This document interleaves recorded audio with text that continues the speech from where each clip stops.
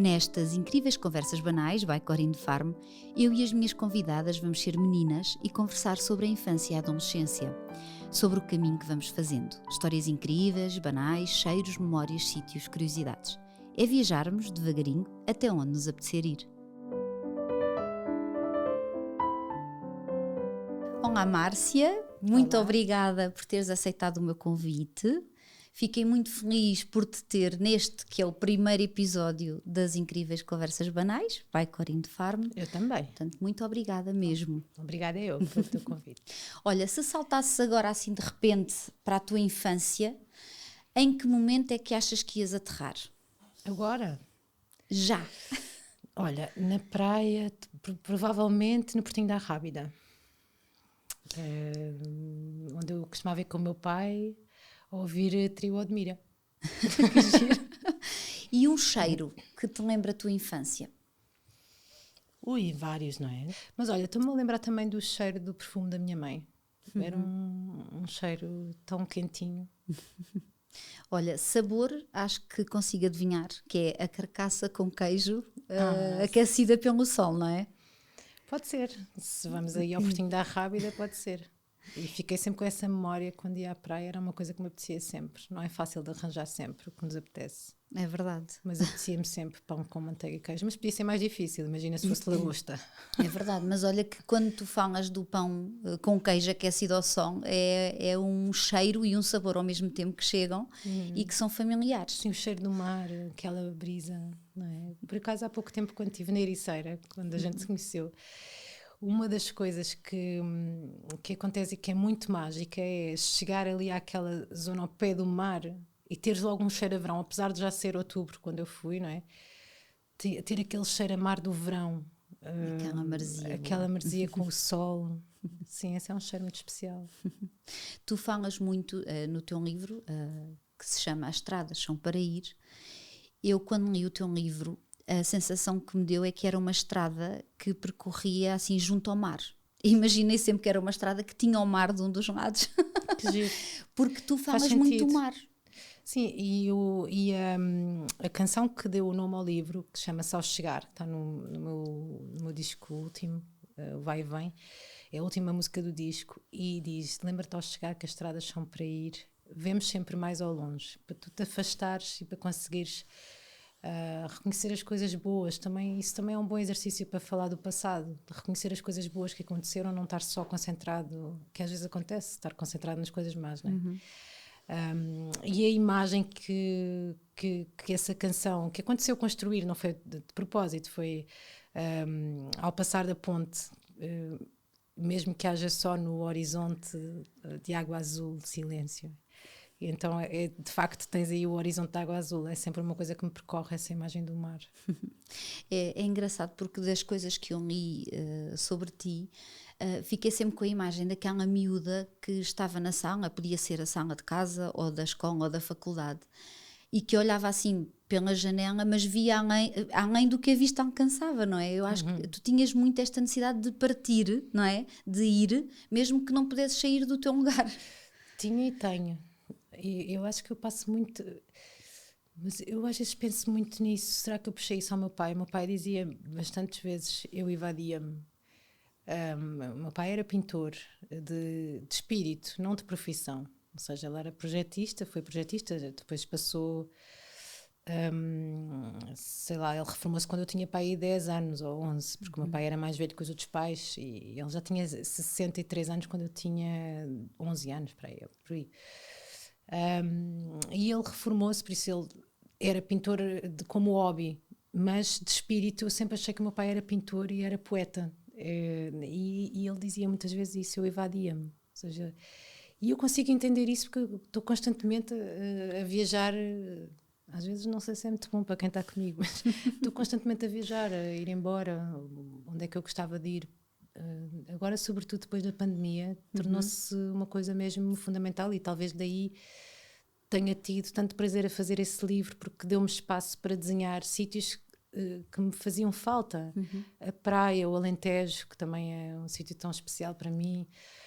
a Serra da Estrela, sítios onde tinha levado os meus filhos, e gosto sempre dessa imagem de que ainda temos muitos sítios para ir, ainda temos muita estrada para fazer. E o futuro, toda essa ideia de futuro prende-se com essas imagens também. Algumas são memórias, outras são um desejo de ir conhecer outros sítios também, para não estar só enfiada aqui na tua concha, não é? Onde as coisas depois não se relativizam e tudo toma um grande peso. Tu falaste agora em sítios, nós temos uns cromos para trocar da nossa infância, porque eu percebi que andámos muito pelos mesmos sítios. Pois é, Alvalade, não é? Alvalade, o Campo Grande. Eu acho que foi no Campo Grande que os meus pais me ensinaram a andar, lá no relvado. Foi onde eu aprendi a andar de bicicleta, porque o meu pai levava-nos, alugava, havia umas bicicletas para alugar sempre, o que agora acho que é o Horto, não tenho a certeza. Aí havia uma coisa antiga de aluguer de bicicletas, sim. E o meu pai levava-nos para lá. Sempre foi antiga, desde que eu me lembro desse sítio. Ias aos barquinhos do Campo Grande. E levei os meus para filhos mim era uma experiência, tempo. Os barquinhos, adorava. E eles adoraram os meus filhos, e nós não tínhamos ido ainda, porque a última vez que fomos aquilo tinha uma ruptura, o que era, estava fechado. E ficámos super decepcionados. E eles adoraram, como eu adorei a experiência. Não tinha a ideia que era só meia hora de passeio. Para mim passa rápido. Não, quando eu era miúda aquilo não, parecia que era a tarde toda. Era a tarde toda a andar de barquinho. Afinal, as coisas que ficam são ideias que parece que foi um dia inteiro, não é? Exato. E aquilo, como era tão forte, não é? A nossa projeção das coisas é muito mais importante do que a própria realidade. Eu lembro-me que durante o passeio todo pensava a profundidade da água. Do género, será que isto é muito alto? Se nós cairmos, morremos. E eu lembro-me disso. Ou seja, eu lembro-me que era uma experiência muito fixe e que gostava muito, mas também me lembro de pensar medo. Isto. Porque a água era assim turva, ainda é, não é? Assim meio... Eu tinha medo na Feira Popular, na Casa do Terror. Era mesmo para ter medo, mas a minha irmã gozava-me imenso, porque ela não tinha medo, era um ano mais velha, mas ela não tinha medo porque sabia que aquilo era uma encenação. Claro. Eu mesmo sabendo que aquilo era uma encenação, sabia que me iam assustar. Claro. Só isso já era suficiente para... Mas isso eu a ver filmes de terror. Eu sei que é um filme, mas não consigo. Não Nas vejo. partes piores eu fecho os olhos. Eu não vejo. Portanto, não vejo os filmes todos.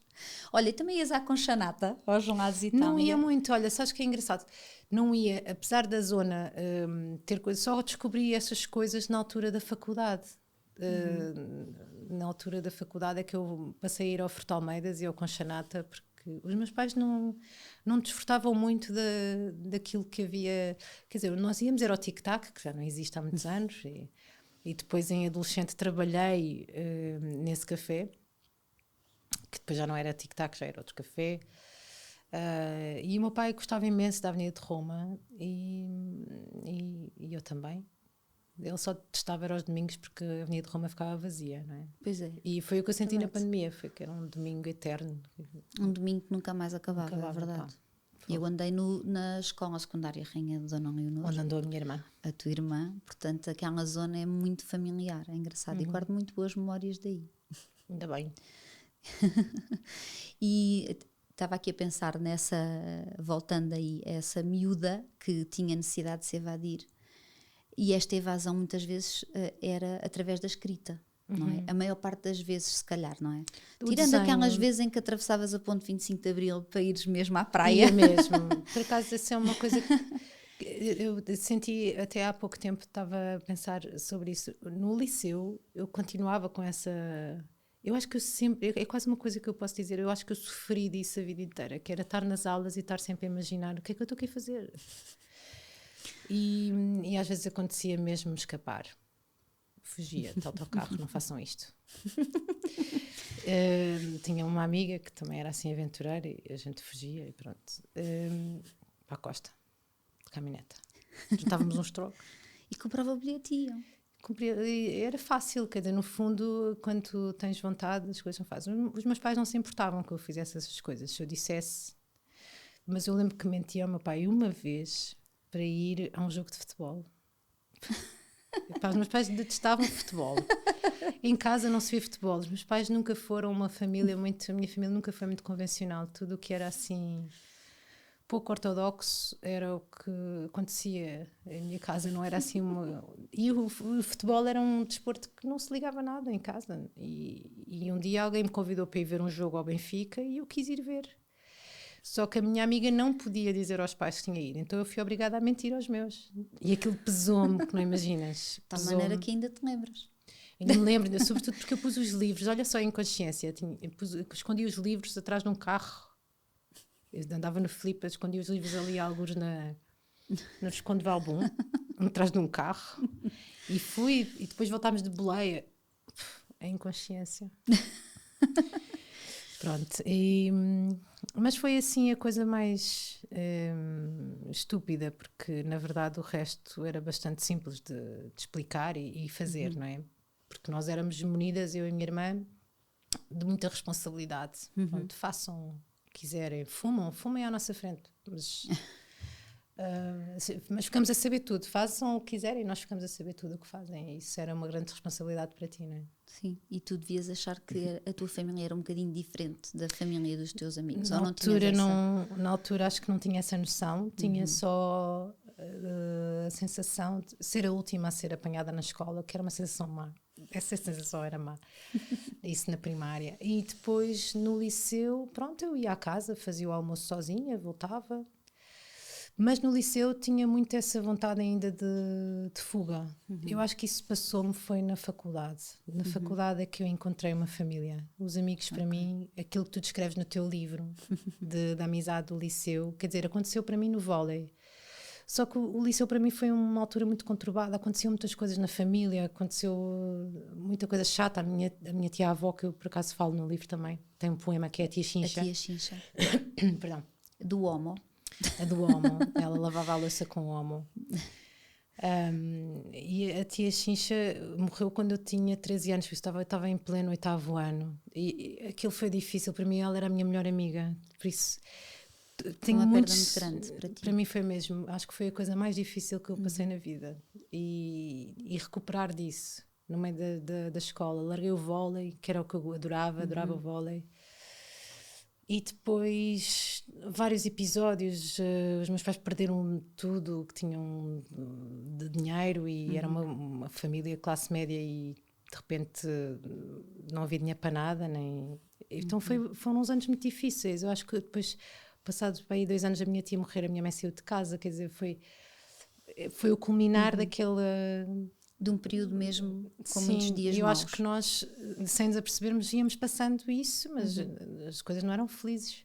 Exato. E então eu estava sempre com essa vontade de fuga e acho que isso me passou na faculdade. Só na faculdade é que eu me encontrei os meus amigos, consegui arranjar espaço para a minha expressão, perceber o que é que queria fazer, quem é que eu era, como é que eu conseguia juntar, porque, por exemplo, no liceu eu dei o meu primeiro concerto, mas eu não mostrei a ninguém. Eu fazia canções, mas eu não mostrava a ninguém, estava sempre escondida. Não... Exato.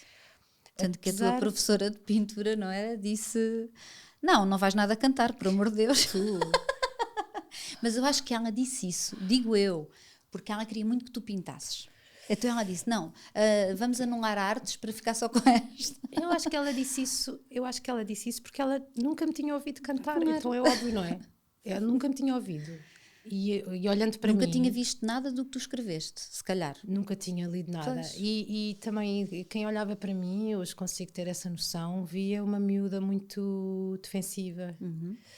Sempre... Fechada, se calhar sempre com aquela postura de que ninguém passa, não é? Depois escudo, tinhas um escudo. Tinha bastante. E acho que hoje em dia ainda aparece, apesar das minhas tentativas de usar saia... ainda passo muitas vezes por essa coisa de estar nessa postura e é um desafio para mim, é o meu trabalho também. Olha, o teu pai foi uma figura central na tua vida, tu dizes isso também num livro. Tu achas que o facto da tua mãe ter saído de casa deu mais protagonismo ao teu pai, ou achas que ele teria sempre esse protagonismo mesmo vivendo os dois Eu acho que ele teria sempre, porque a minha mãe era uma feminista e uma mulher de armas e até havia aquela frase antigamente, quem é que veste as calças lá em casa? Era a tua mãe. Era claramente a minha mãe, mas a questão é essa, não é? Que tu vais copiando algumas coisas, mesmo inconscientemente. E na verdade o meu pai era tão carinhoso, e ele tinha 50 anos quando teve a primeira filha, que foi a minha irmã. E um homem com 50 anos tem a primeira filha, descobre um mundo novo. Hoje Exato. que eu sou mãe consigo entender. Então ele amava-nos, ele queria desfrutar de nós. E eu tenho a sensação de que eu senti isso a minha infância inteira. Ele levava-nos à praia porque para ele era um prazer. Minha mãe não gostava de ir à praia. O meu pai é que nos levava à praia. Minha mãe não tinha paciência para ir andar, não tinha paciência para essas coisas, não tinha paciência para brincar, não tinha paciência. E ele é que vos levava, às vezes à noite, a comer gelado. Também, Não era? quando aquilo dava para o torto lá em casa, é melhor levar as miúdas e lá íamos nós para o galete. Ele, é como se ele tivesse urgência de viver convosco, não é? Se calhar por ter Tinha essa noção mesmo. de que era mais velho, se calhar do que os outros pais, Sim. não sei. Eu também acho isso. Ele se calhar tinha essa urgência e ainda bem, porque acho que aproveitámos bem, desfrutámos muito e conseguimos dizer isso, porque isso também é importante. Sim, verbalizar. Isso é uma coisa importante, não é? Porque para quem vive escondido e amarrado, tens muita dificuldade em falar do que sentes. E isso, por um lado, eu tinha essa força, é quase uma energia masculina. É engraçado que a minha mãe é que tinha isso, não é? A força de ir para a frente, reativa. E o meu pai tinha esse afeto. Sentávamos sempre ao colo dele. Até aos 18 anos eu sentava-me ao colo dele sempre. Sentei-me sempre ao colo dele. Até depois disso, não é? Até os meus filhos nascerem, que passaram eles a sentar ao colo Ao teu dele. com. Ao Ao colo dele sim. também. E ele adorava também os meus filhos. Sim. Tu achas que a mulher que tu és hoje, e aqui também como a cantora ou a artista, porque tu não és só cantora, que és hoje, achas que foi mais moldada pela figura do teu pai ou pela figura da tua mãe?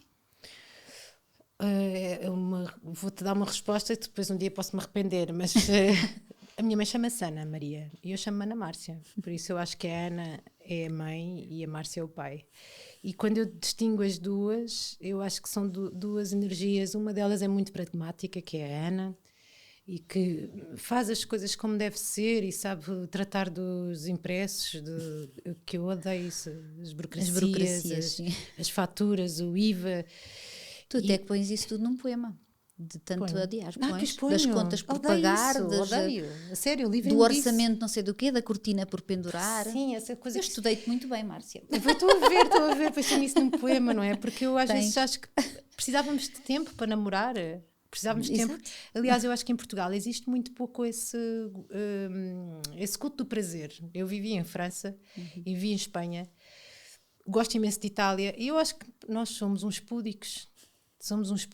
E precisávamos de um bocado mais prazer. Agora tiraram-nos a Feira Popular, que há uns anos era uma das coisas que nos divertia. Com lá um buraco, ainda por cima, para nos lembrar o que é que já foi. Eu acho que isto Lisboa, não é? Porque o teu podcast vai ser visto por todo o país, espero eu. Eu acho que nos falta algum espaço de diversão e de prazer.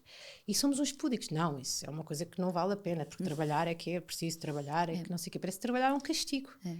E eu lembro-me de querer ser pintora para que trabalhar nunca fosse um castigo também. Lembro-me de querer não, eu vou ter prazer naquilo que eu vou fazer. Isso era uma coisa que eu sabia no liceu. Tenho que tirar a média 17, porque eu quero entrar nas Belas Artes. Pronto, não havia volta a dar. Não, isso era a Ana com certeza que tinha já determinado. Até porque como aquilo correu tão mal lá em casa, no meu 10º ano, aconteceram coisas horríveis, não é? Mesmo muito chatas, e outros familiares que morreram, pá, foi mesmo aqueles anos ali entre os 13 e os 15, assim, foi uma coisa mesmo atribulada, mas eu tinha amigos e isso salvava-me um bocado, mas ali aos 15 anos eu fiz o 10º ano, que foi o ano em que a minha mãe saiu de casa, que foi um ano péssimo, e no final tinha média de 14 e disse ao meu pai: eu quero repetir o 10º porque eu tenho que ter média de 17 todos os anos, porque isso funciona assim, 17, 17, 17 e depois no exame nacional tem 17, isso tem de ser assim. E ele, pronto, se é o que tu queres, o meu pai era tudo, se é o que tu queres, sabes o que estás a fazer. E lá veio a professora a dizer: não faças isso é um grande disparate, e não sei o quê. Porquê? Porque perder tempo. O tempo é uma coisa que nós não sabemos desfrutar do tempo. Não. Isso era exatamente aquilo que eu devia ter feito, ainda bem que eu fiz isso e fui teimosa apesar dos meus 15 anos e se calhar não devia ter tanta responsabilidade. Sim, mas tu estavas já habituada a ter essa responsabilidade também, não é? Também já estava um bocado habituada. Mas eu fiz isso, tomei essa decisão contra a opinião dos professores em que eu mais confiava, depois também projetava alguma carência neles, alguns professores que eu sentia como pais, não é? Como protetores. E fui um bocado contra a opinião de toda a gente e fiz aquilo porque sabia que podia dar mais. Na média de 14, que era isso? 12, a História da Arte. Então, mas isto é o curso que eu quero tirar, isto é a área que me interessa e agora sentia-me frustrada. E dei-me a mim própria outra oportunidade. E aí já tirei a média que queria. Pronto. E fiquei feliz porque, imagina, tinha quase negativa a geometria e passei a tirar 20 a geometria, que era uma coisa que de facto eu gostava. E dei-me outra oportunidade e acho que nós devemos fazer isso ao longo da vida. Sim, é verdade. Ninguém te está a mandar, ninguém te está a chicotear para ir para a frente. Sim. Depressa. E em última análise o tempo vale pelo que tu fazes com ele, não é? Nós costumamos dizer, só tenho 1 hora. Depende, se eu aproveitar muito bem aquela hora, é ótimo, não é? E acho que nós pensamos pouco nisso. Eu acho que nós vivemos mesmo muito a correr. E isto é uma coisa que eu recentemente também ando a aprender com o corpo. Porque isto mentalmente nós sabemos as coisas, não é? Mas às vezes com o corpo percebemos que andamos a correr sem perceber porque é que estamos a correr. Sim, para onde? O ritmo está completamente idiota, não está nada em conformidade com o nosso ritmo biológico. As coisas fazem-se muito a correr, cada vez é mais fácil, porque tens ferramentas digitais, por isso cada vez é mais fácil escrever um poema, escrever uma canção, fazer uma canção, concretizar uma canção, concretizar um livro, cada vez é mais fácil. E onde é que fica o tempo do processo? Exato. O que é o processo? Porquê é que é importante o processo? O processo é que é importante. Eu ia dizer isso, eu acho que é o mais importante, é o processo. Mesmo. E nós estamos um bocado... Estou a generalizar, mas eu percebo. Estou a generalizar, sim, porque estou a olhar a partir de mim, não é? Estamos um bocado desfocados disso, porque às vezes estamos a querer resultados. E qual é o prejuízo disso? A que preço é que tu tens isso? E eu sinto isso agora, que nas Belas Artes aprendi muito a respeitar o processo. Isso era muito mais importante. Era uma coisa até considerada intelectualoide, por quem via de fora, não é? As Belas Artes, coisas, processo, não sei o quê. A gente de facto tinha de estudar ali muita estética, muita filosofia e justificar tudo, e de facto às vezes era chato. Sim, mas ao mesmo tempo para ti esta parte das Belas Artes também era muito natural. Tu tinhas em casa, não é? O teu pai era uma pessoa que respirava arte e cultura, sim, não é? Mas isso eram coisas diferentes, porque a arte que eu via em casa era uma coisa muito natural, de pintura, talvez isso muito aproximado àquilo que tu vês no meu livro, que é uma coisa mesmo muito despretensiosa. E quando tu vais estudar Belas Artes, tu não estás a estudar pintura só, tu não estás a estudar pincéis e modos de pintar, tu estás a estudar um monte de conceitos e vais fazer isto porquê? E põe-te a pensar em tudo, e às vezes isso pode ser castrador e sufoca também, não é? Estar sempre à procura de sentido. E eu acho que ainda sou bastante viciada em procurar sentido nas coisas e nas pessoas, mas quer dizer, acho que a minha vida toda encaminhou para aí. Foi uma coisa que te ficou. Sim. O que é que tu dirias quando olhas para a tua infância e para a tua adolescência também? O que é que tu quiseste trazer de lá e o que é que tu fizeste questão de lá deixar? Sossegadinho. Tipo, não mexe. Eu acho que não consigo ter essa postura do não mexe. Eu vivo muito e quanto mais cresço, mais mergulho na infância. Aliás, eu lembro-me do último disco que eu fiz, não é? O Vai e Vem. Eu já estava muito mergulhada em memórias de infância. Para nós, como mães, às vezes nós não conseguimos ter a noção de que o tempo para os nossos filhos é muito dilatado. E todas as experiências, lá está a tal meia hora do barquinho, vai ser uma experiência que eles vão se lembrar a vida inteira. E há coisas na minha infância que eu não consigo esquecer, e então eu quis trazer cá para cima para entender melhor. Eu acho que eu sou também um bocado viciada em entender, não é? Mas a minha mãe também é uma pessoa desafiante nesse sentido, porque ela tem tantas facetas e é uma pessoa... Ela dá-te matéria-prima. Dá-me muita matéria para trabalhar. E sempre deu e continua a dar, e é uma pessoa que, claro, que é a minha mãe e que eu gosto tanto, e às vezes sempre foi um desafio entendê-la também, entender quais são as partes dela em mim, que refletem em mim, o que é que eu quero guardar, o que é que eu quero agradecer, não é?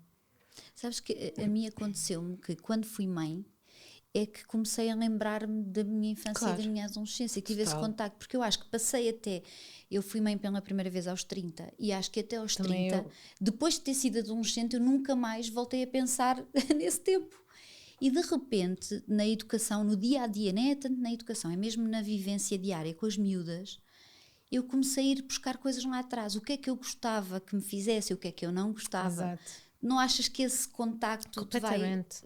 Tens que ir lá atrás mesmo, não é? Sim, aliás, eu quando tive a minha filha, a Carolina, tive até um momento bastante complicado, porque havia tanta coisa com que eu me deparei de memórias, e a minha irmã também, mesmo sem filhos, através da minha filha, também se questionou e também... E acho que isso também é o que os filhos nos ensinam. Eu lembro-me de querer fazer diferente, mas quando tu queres fazer diferente, também estás a fazer em função de... arranjar uma maneira de superar as coisas e fazer as coisas com alguma liberdade pressupõe não estás a fazer em relação a... Estou a ser confusa. Não, eu estou a perceber, sim. Por isso havia coisas que eu queria, olha, coisas que a minha irmã e eu tentamos repetir, por exemplo, a nossa tia Xincha, que eu já te falei, tinha sempre um chocolate roxo guardado, que era o Cadbury's. Desculpem, tinha bom gosto depois. Não, tinha bom gosto. Ela tinha sempre numa gaveta lá escondida, mas a gente sabia sempre onde é que estava esse chocolate, e outro que ela trazia de Espanha, porque nós tínhamos uns primos na Galiza e ela trazia de lá uns chocolates e umas coisas de açúcar, não sei o quê, e tinha sempre escondido naquela gaveta. Eu acho que a minha irmã tenta fazer isso com os meus filhos, tem sempre uma gaveta para que eles tenham, é como uma coisa mesmo construir, porque eles tenham a mesma memória de quando vão à casa da tia. Agora, outra coisa que eu me lembro que era super importante para mim era jogar às cartas. Eu jogava às cartas, mas jogos de adulto, né? Tipo sueca, coisas assim. Continental, crapôs. Ok. Assim mais elaborado. Mesmo com a tia Xinxera jogávamos imenso às cartas e comia imensa sopa. Comia sopa ao almoço, comia sopa ao lanche e comia sopa ao jantar. Ai, ao lanche, nunca tinha ouvido falar. Não, mas eu comia, era a minha coisa favorita. Quando a minha tia morreu, apressei-me a descobrir como é que se fazia a sopa. Foi ela que te deu esse gostinho por mas cozinhar para imensa gente. Mas não sabia fazer. E então aprendi, fui a fazer, lembro-me de estar a fazer experiências na liquidificadora para conseguir chegar àquele sabor da sopa. E hoje em dia, para ti, assim, uma tarde perfeita é teres lá os amigos em casa e cozinhares para eles todos. Dá-te muito gozo. Era, antes da pandemia. Por acaso não vejo isso a voltar. Mas eu acho que vai voltar. Claro que vai, há de voltar, sim. Mas uma tarde perfeita eu acho que uma tarde perfeita para mim hoje em dia, as coisas vão mudando, não é? É verdade. Não peço muito. Eu acho que uma tarde perfeita, seja com quem for, é eu estar exatamente onde eu estou. É isso que é difícil. É não estar constantemente a pensar no que é que tens de ir fazer ou o que é que tinhas de É como a música do Variações, não é? Parece que só estamos bem onde nós estamos, só queremos ir onde nós vamos. É verdade, mas estar onde estás é o suficiente. Às vezes não interessa o sítio onde tu estás. Tu tens é que sentir que não devias estar noutro sítio qualquer, não é? Exato. Desfrutar, exatamente, não é? desfrutar. Nós fazemos isso pouco, acho eu. Fazemos, acho que por causa desta ideia do tempo, não é? Estamos a perder tempo. Mas não, às vezes estamos a ganhar, não é? Eu ultimamente, acho que no último ano, acho que nunca tinha tirado tanto tempo para só estar como no último ano, e acho que isso me tem feito muito bem. Pois é. Estar no tempo em que se está é... Aliás, os japoneses, tenho uma amiga japonesa que nos dizia que às vezes é preciso deixar o tempo passar. E nós não sabemos fazer isso. É como se tivéssemos sempre de aproveitar. E eu acho que temos de aprender a fazer isso. Pelo menos outra vez. Outra vez como fazíamos na infância. Exatamente. E isso é que era o especial. Isso é que era a parte boa. Nós não sabíamos, mas isso é que era. Sim, às vezes é isso que queremos dar aos nossos filhos, não é? Do género, tipo, aproveita isto. Ou, eu acho que às vezes vivemos um bocadinho obcecados, quer dizer, no meu caso, claramente, em dar-lhes memórias boas, não é? A história do chocolate na gaveta, não é? Em casa da tua irmã. Eu acho que nós vivemos um bocadinho obcecados por isso. E se calhar, para eles, as coisas passam-lhe um bocado ao lado.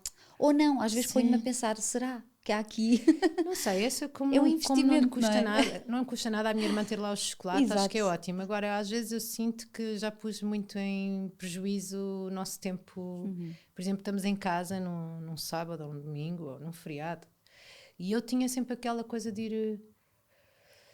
Vamos aproveitar o tempo, vamos fazer qualquer coisa, vamos aqui ou vamos ali, não sei o quê. Às vezes eles preferem estar... É verdade, as minhas são sossegados, querem só estar e estar connosco. Para eles é importante estar connosco. Há coisa melhor do que estar connosco. E às vezes nós esquecemos disso. Isso é muito importante. Eles só querem estar sossegados. Em vez de estarmos ali a tentar criar memórias e coisas. Claro que também é importante, Mas não é preciso. Sim. Eu acho que nós somos o oposto dos nossos pais. Verdade, percebes? Eu lembro-me tanto de ter tédio, de estar a inventar miçangas no quarto, a fazer miçangas sozinha. Tive tanto porque tédio. havia muito tempo livre, não é? Muito tempo. Se eu não tivesse tédio, olha, não tinha jogado vôlei, não tinha feito canções, não tinhas pintado, não tinha pintado, não tinha desenhado tanto, sei lá. Eu acho que o tédio faz parte também de tu mergulhares no vazio, que é uma coisa que parece que temos medo disso, percebes? Por exemplo, agora na pandemia, nós tivemos uma oportunidade, eu sinto que nós desperdiçámos, nós em geral, uma oportunidade de fazer menos. Mas deu para o torto, porque a malta está toda com burnout e não sei o quê, porque tentaram fazer ainda mais, porque aproveitar o tempo, porque estamos aqui a perder tempo. Agora, calma. Há o preço a pagar por isso. E o preço vai-se ver agora. É verdade. E eu acho que as nossas crianças têm muita falta de fazer nada. Porque fazer no nada é muito importante. No nada é que surge a criatividade. Porque do nada é que surgem as minhas ideias e a criatividade. Quando nós estamos sempre a trabalhar, não vem daí nada, não é? Sim, e elas não sabem o que é fazer nada. Mesmo sem saberes qual é o resultado de fazer nada, mas fazer nada é super importante. É um poema que diz isso, alguns. Sim, não sei se não se chama mesmo Lembra-te de fazer nada. Exatamente. Olha, este é um podcast feito, neste caso, por mulheres, porque não sou só eu, há uma equipa aqui da Clarine Farma atrás deste podcast, e é feito para mulheres. As minhas convidadas, tu és a primeira, não é? Vão ser todas mulheres.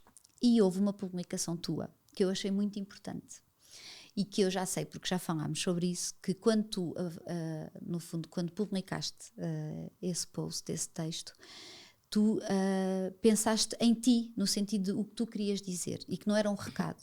Mas eu achei muito importante e tinha a ver com esta necessidade de se fazer um diagnóstico precoce, não é? Da doença. E eu achei, sim, eu achei esse post muito importante.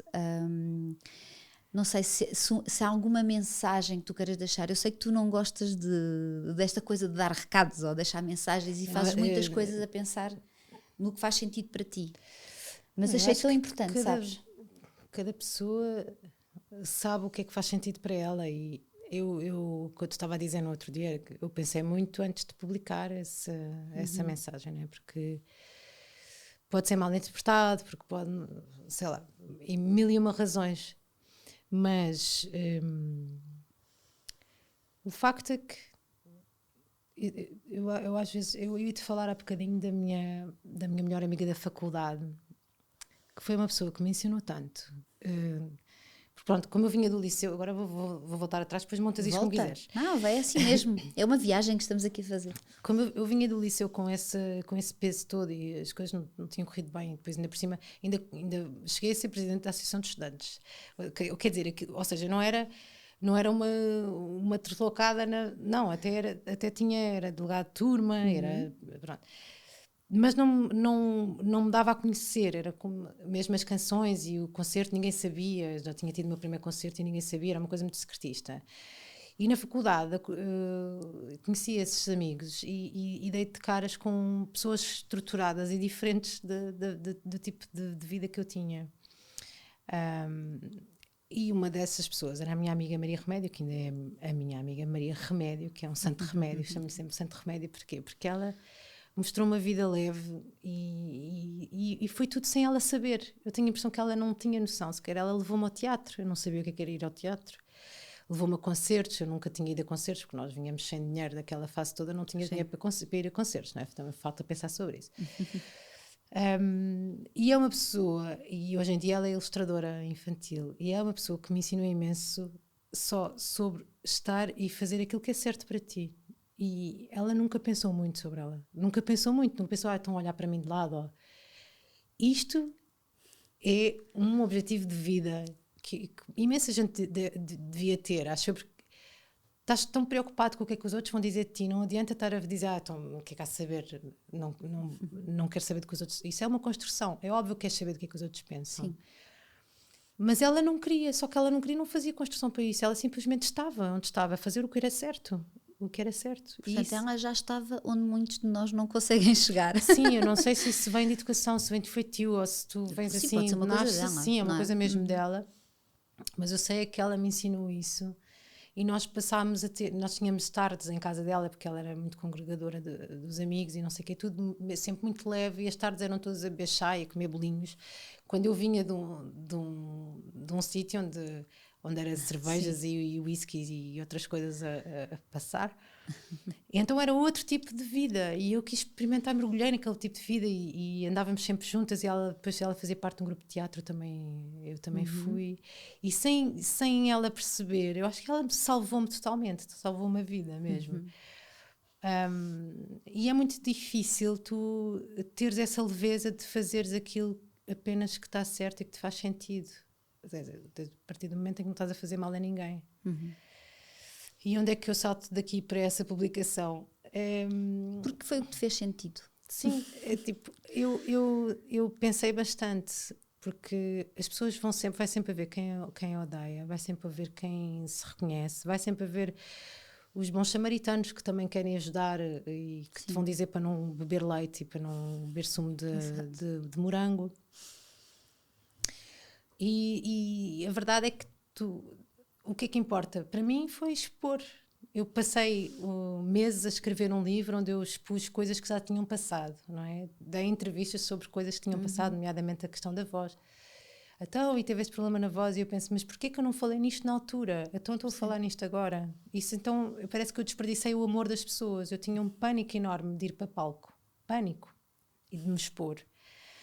E acho que venci isso imaginando que as pessoas que estavam na plateia eram crianças. E era um exercício que eu às vezes fazia.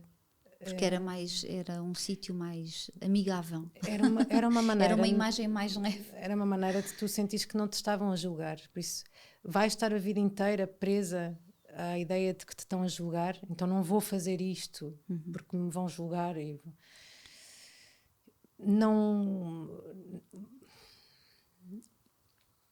Não sei justificar de outra maneira, senão eu precisava de mostrar o lado difícil que eu estava a passar. E acho que as coisas são assim. Eu sou uma pessoa real. Não. Agora, não quero dar esses conselhos de fazer mamografia. Eu acho que as pessoas devem fazer aquilo que a intuição lhes manda fazer. Foi o que eu fiz, não é? Foi fazer essa mamografia por intuição. Isso é que foi estranho. Não foi uma coisa de rotina, não. Foi mesmo porque tive uma intuição. Ainda bem que ouviste e que seguiste a tua intuição, não é? Pois, às vezes não fazemos isso. Isso é que pode ser uma boa mensagem. Isso é que pode ser uma boa mensagem, porque aí fazer mamografia eu acho que nós sabemos tão pouco sobre o cancro. Nós sabemos tão pouco. Hoje em dia nós tratamos, mas por exemplo, já vi o sobrinho Simões a dizer que no Japão já não se faz o tratamento logo, que se monitoriza para ver. Por isso, eu não sou ninguém para estar a dizer a outras pessoas para irem fazer exame. Eu só sei que é bom estar atento aos sinais do corpo e ouvir a nossa intuição. Isso sim, é uma mensagem que eu posso dar. Porque há montes de coisas que acontecem que são super perigosas e não são cancro, e não são Covid. Exato. Não é? E há coisas que merecem a nossa atenção. E se estás com uma dor, eu lembro-me sempre de um médico no hospital me dizer assim, a dor é sempre um sinal de alerta. E isso é verdade. Pronto, estás com uma dor e estás ali a ignorar, ou estás a sentir muito estressado, mas continuas a dormir a trabalhar até às 4 da manhã e continuas a ignorar os sinais do corpo, o teu corpo mais tarde ou mais cedo vai-te dizer para parar. Não foi a primeira vez que o meu corpo me disse para parar. Estavas há bocadinho a falar da Maria Remédio. E que te salvou em vários momentos da tua vida, e eu acho que é muito importante na conversa de hoje dizer que tu também já me salvaste em vários momentos da minha vida. Querida. É verdade, e num momento muito particular, que foi na gravidez da Maria Leonor. Foi um período muito, muito difícil. Eu li no teu livro. Com um diagnóstico de genética muito reservado, vamos chamar assim. E então havia muita dúvida de como é que ela iria nascer, que problemas ou não é que ela havia de ter. Quando li o teu livro. Foi terrível, porque foram 5 meses de dúvida, não é? Apesar de nós já sabermos que havia coisas que ela não viria a ter, nós não sabíamos literalmente como é que ela vinha nascer, como é que ela ia nascer. Depois dela nascer, não é? E depois perceber que ela nasceu perfeita, e isto foi assim o maior presente que eu já recebi. Mas quando eu ia a essas consultas de genética, eu vinha de lá desfeita, porque eu ouvi coisas horrorosas, não é? E então, sempre que eu ia no meu carro, eu ia sempre ouvir o teu disco, o Quarto Crescente. E eu acho que é um disco que traz muita mensagem de esperança, mesmo que não tenha sido propositado, mas há muita esta mensagem lá presente de mas isto vai correr bem, ou vai ser diferente, ou vai correr melhor. E então esse disco ajudou muito nessa fase. E é engraçado porque hoje, ainda quando ouço algumas músicas, não me causa angústia por associar a um período difícil, pelo contrário, é quase um respirar fundo. Portanto, olha, achei que era importante dizer-te isto, porque foi a verdade. Havia aqui uma frase que eu até anotei, que dizia, deixa-me ver se eu encontro, num lado oposto, não é? Um lado oposto que diz dentro de nós uma esperança que dá sentido. Pá, e eu sempre que ouvia isto, a música toda, mas chegava a esta frase, eu disse, não, calma, vai estar tudo bem. Essa música é das mais importantes que eu já escrevi. E é impressionante que as pessoas, quando ouvem nos concertos, choram. Algumas pessoas, não todas, não está a plateia. Chorei muitas vezes a ouvir esta música. Isso alivia-me imenso. É um choro tão de alívio. E lá está, falta também espaço para chorar, para viver as coisas mesmo. E essa música, ainda por cima, ela também vai à infância. E também, eu acho que ao longo do tempo fui desenvolvendo mais essa escrita de mas vai acabar bem. É como se eu não conseguisse acabar uma canção. Sim, sem a esperança estar lá. Eu lembro de alguém me perguntar isso. Não, eu não consigo acabar uma canção para baixo. De antes fazia isso, na altura do liceu, como eu me fechava muito e punha tudo e acabava tudo mal. Mas isso também era próprio da adolescência. Na adolescência talvez, nós somos muito... E era próprio de entourages também, é? Sim, entourages que estava, era impossível aquilo, alguma coisa. Então, como é que uma família está-se a desmoronar e tudo estava à minha volta, acontecia isso, não é? Por isso não dava para fugir. Mas depois fui vincando essa característica, não foi uma coisa propositada, essa escrita quase motivadora. E de facto também sinto que escrevo muito para mim. Não é que eu vá ouvir, se calhar devia, mas escrevo muito para mim, para me dizer, pá, olha, por exemplo, há pouco tempo falei com uma pessoa sobre isso, sobre a tempestade, porque apercebi-me de que estas coisas que nós passamos, estes momentos difíceis, não dá para passar a correr, tens de ter paciência, tens mesmo de entrar na coisa, mesmo se tu não queiras, já está resolvido. Por exemplo, esta questão do cancro que eu te falei, não é? Pensava que isto era, descobres, cirurgia, radioterapia, pronto, isto é o que eu tenho de fazer, eu concentrei-me, isto é o que eu tenho de fazer, então vá, Ana. Entrou a Ana em ação. E foi, não é? Só que afinal o período do meio não era a cirurgia, o período do meio era este agora, é o pós-tratamento, é quando tu estás a integrar tudo, é quando estás a perceber, ok, o que é que eu posso mudar também na minha vida, o que é que eu posso fazer que me faça mais sentido, ou que me faça viver de uma forma mais harmoniosa. E eu percebi-me que eu escrevi isso numa canção, eu escrevi isso na tempestade. Vem passar por dentro da tempestade, não podes passar ao lado. As coisas têm de se passar, tens de passar por lá. E tens que chorar quando é para chorar. Tens, mas às vezes não é fácil, não é? Não. Às vezes não é fácil. Porque nós achamos que isso é dar parte fraca, às vezes. Ou porque não temos o espaço e o tempo também. Às vezes eu sinto isso, que há situações que requerem tanto de ti, que é como se tu não tivesses tempo isso para é que chorar. Eu acho. Hoje em dia, como mãe, eu sinto isso, que é... Então, mas agora apetece-me chorar, mas eu tenho de fazer o jantar, espera lá. Agora não dá jeito. Não dá jeito. Eu choro mais tarde. Eu até precisava chorar, mas se calhar vou depois dos miúdos, até choro depois dos miúdos estarem deitados, porque agora não dá jeito nenhum. Agora, exato. E pá, isto é completamente absurdo, é tipo não ter espaço para ti, né? Mas eu também absorvi muito da minha mãe essa postura. Eu lembro de ter... A minha mãe passou um mau bocado ali antes de sair de casa. Provavelmente eu pondo no lugar dela, eu sei que deve ter sido muito difícil para ela deixar tudo o que tinha construído, né? O sonho da família, etc., deixar aquilo. Mas já era incomportável por lá pelas razões dela. E a verdade é que eu lembro-me de passar um dia, uma tarde com ela e dizer: mãe, ser forte não é não chorar. Porque eu lembro-me de sentir que ela estava sempre... A intenção, ia conter. Sempre, mas eu vou conseguir. E tudo bem, claro que vais conseguir. Mas também faz parte reconheceres a fragilidade das coisas. Não há uma maneira de não reconhecer a fragilidade das coisas. Tens de reconhecer, porque senão tu não estás a passar pelo sítio.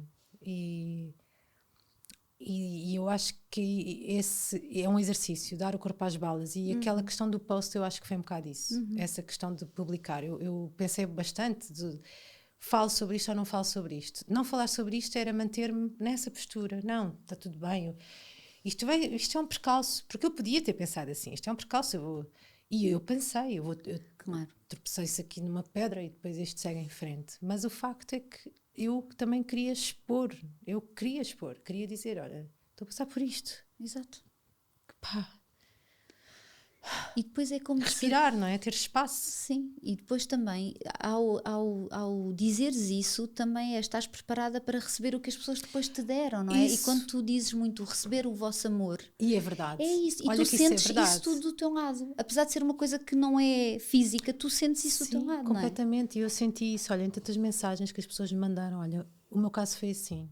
E tu não fazes ideia, mas isso ajudou-me. Claro. Porque o facto de outra pessoa, ainda hoje em dia há uma outra pessoa que ainda me manda mensagem privada a dizer como é que está, porque passou aquilo um ano antes, e isso é engraçado, porque isso mostra-te que não estás sozinha, não é? Que Exato. um monte de gente passa isto. É uma coisa que acontece, é a vida a acontecer. Exatamente. Porque é que tu havias de estar isento?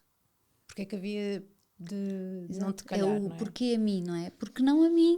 Não é um bocadinho isso. E quando passas isso, é a mesma sensação que eu tive a ler o teu livro. Quando li o teu livro, deu-me um prazer enorme, porque era como estar a ter uma conversa com uma amiga e estar a conhecer. Nós gostamos de facto de histórias e de saber a verdade. E acho que é muito importante a verdade. Mas não estás sempre com capas de super-herói em todo lado. Não sei vesti-las nem despí-las. Pronto, não mas eu sei. Eu sei vesti-las porque eu lembro-me de ter muito essa sensação de que tinha de me defender. Claro, E que tal tinha escudo. de estar sempre escudada e ter... E mesmo o subir ao palco, não é? Eu acho que subir ao palco nas palco primeiras já vezes, foi se calhar agora ainda é um bocadinho, mas a primeira vez. A primeira vez tinha 18 anos e fiquei sentadinha num banquinho pequenino e não mexi. Eu lembro que a mãe do guitarrista Tu quando acabaste devias ter isso. dores nos tendões e nos músculos de Não mexi, fiquei assim. A mãe do guitarrista foi dizer: ela canta muito bem, mas não se mexe. Era para não darem por ti. ver. É horrível. Vê se não dão por mim. Só canto. E essa sensação de ler o teu livro, parece que estou a pôr tudo no mesmo saco, mas ler o teu livro, ter uma amiga como esta minha amiga Maria Remédio, outra amiga que eu tenho, outra amiga que eu tenho, conversar sobre as coisas reais, verdadeiras que nos acontecem, fazer um post sobre o estado em que tu estás e aquilo que realmente sentes e aquilo que realmente estás a passar, sem tretas, né? Isso une-te às pessoas que estão... É óbvio que vai haver, sei lá, 10 mil pessoas que vão olhar para aquilo, que nojo, ela foi fazer isto, tem mesmo não sei o quê, ou tem mesmo não sei o que mais. Mas Nem pensei nisso. Isso diz mais delas do que de ti. Não posso controlar essas pessoas. Não. A única coisa que eu posso fazer é eu faço aquilo que está certo para mim, o que me faz sentido para mim, o que está certo. O que está certo é o que o meu coração diz. E o meu coração diz que eu tenho de falar nisto agora, não é? Não é daqui a... Sei lá, eu acho que também me fazia muita confusão a ideia de ter de cancelar concertos como tive e ter de cancelar o lançamento do livro que acabei por não fazer ao vivo. Fiz sempre online. E as pessoas não terem uma justificação ou não terem uma noção, e depois uma pessoa sabia, outra não sabia, depois a outra ligava, tinha de contar, depois não contava, depois... Para que isso? Para que isso? Olha, somos humanos, somos reais, isto aconteceu e é assim. Muito bem. Temos aqui, já estamos na reta final, não é? Porque o tempo passa a correr. Como dizia uma personagem num filme, como o tempo passa quando se gosta. Uma última questão. Quando hoje em dia tu te olhas ao espelho, que mulher é que tu encontras? Hoje? Tipo esta semana. É sempre diferente, sim. Mas vejo eu acho que isto agora também estás-me a apanhar aqui numa fase de mudança também. O que é bom. Eu gosto sempre de mudanças. Eu acho que... São um bocado dolorosas às vezes, mas acho que fazem sempre bem. Também tenho essa... Mas eu hoje vejo uma mulher mais delicada e Eu acho que isso também mexe muito com a questão dos outros, e a pandemia trouxe isso. Eu não sei às vezes distinguir o que é que foi o meu estado de saúde, não é? O que é que foi a questão do cancro, da questão da pandemia. Porque acho que a empatia, eu acho que é uma palavra também que começa a ficar batida, não é? Mas o que quer dizer é bonito, não é? Mas a verdade é que colocar-te no lugar do outro. Olha, o teu marido fez um post alguns na pandemia, acho que em 2020, talvez em maio, e ele falava sobre porquê que falas de mal de mim? Porquê tens essa necessidade? E é o que eu te digo, o desafio é fazeres o que está certo, e os outros, isso é lá com eles, aquilo que os outros pensam é lá com eles, é o problema deles, é as coisas que eles têm de resolver, não é? Porque aquilo que tu tens de fazer é o que tu tens de fazer. E eu vejo essa mulher que começa a vestir mais saias. A questão da saia para mim é muito importante. Contava-te porquê, mas já não temos tempo. Mas acho que essa questão de aceitares o teu lado feminino, o teu lado vulnerável, diz uma mulher que foi criada por uma mulher bastante masculina também, não é? Por isso... O teu lado mais Márcia. Eu acho que é o meu lado mais Márcia, trabalhar as emoções, se bem que eu faço isso muito com a música, e às vezes até admiro aquela pessoa que fez as músicas, como se não tivesse sido eu, aquela pessoa que escreveu aquelas canções, até admiro aquela pessoa, mas eu estou aqui na minha luta, estou aqui no meu caminho. E depois já se vai ver quando é que eu vou criar essa sintonia com esse lado de fazer um disco, não é? Que aí tem de haver Ana e tem de haver Márcia, não é? Porque alguém tem de ir lá gravar aquilo. Exato. E pronto, e acho que é um caminho. Sinto-me a caminho. Eu sinto-me sempre a caminho. Por isso é que o livro se chama As Estradas São para Ir. É verdade. E acho que a última frase do meu livro é o caminho. Também tem a ver com o caminho, portanto está tudo certo. Olha, tens aí um presente da Corinne Farm. Queres que eu pague? Para ti, se conseguires. Aqui em cima? Posso Pode abrir? ser. Podes abrir, exatamente. É capaz de ser um pouco, olha. Tens aí muitas coisas para a Carolina, para o Eduardo. Posso tirar uma? Podes tirar uma. Tem coisas para crianças, mas tem muitas coisas para assim nós. Que abres cheira bem, não cheira? Cheira, e faz-me lembrar quando a minha filha era bebê. Que é aquele, olha, que é um cheirinho que dá saudades também. Olha, eu agora vou-me dar aqui à morte, claramente, porque tu és uma pessoa que escreve, eu nem sei dizer, escreves muitíssimo bem, para não dizer outra coisa. Mas eu gosto muito de contar histórias. E então achei que devia terminar esta conversa com uma história. Portanto, eu vou ler uma história para ti. Ótimo. Dar-me à morte mesmo. Então, era uma vez uma menina que passava os dias a sonhar para lá das paredes da sala do bairro da cidade. Foi crescendo em desassossego até descobrir que tinha o mundo inteiro na ponta dos dedos. Com ele escrevia, pintava a sua verdade e tocava guitarra às escondidas, protegida por paredes só suas. A arte como lâmpada que se acende para evitar que o quarto se encha de sombras. Foi para fazer um bom destino que ela inventou com que se entreter. Assim cresceu, de rosto delicado, voz doce, mas de coração forte a vencer as pequenas e as grandes batalhas do caminho. Uma força da natureza, sempre a criar saídas de emergência. Vai chegar o dia em que o medo não faz parte e, por muito que tarde, esse dia é teu. Não te des à tristeza, ouvi um dia, e assim voltou-lhe as costas para dar a mão à esperança. Hoje voa através das suas palavras, com aquela liberdade que conforta, como que sentada no alpendre a escutar o silêncio. Nasceu há 39 anos, chama-se Márcia. Tão lindo. Espero que tenhas gostado. Adorei. E obrigada. Depois podes mudar para eu ler às minhas filhas. Posso mandar, é uma honra. Muito obrigada, Márcia. Obrigada a ti.